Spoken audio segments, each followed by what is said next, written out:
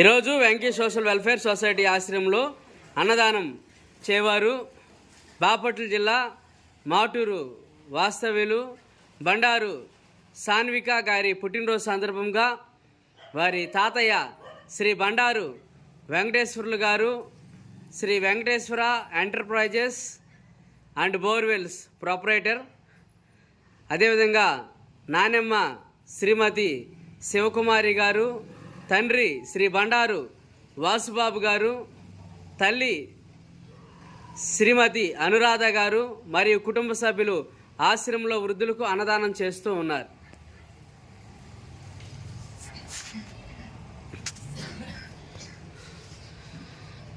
అన్నదాత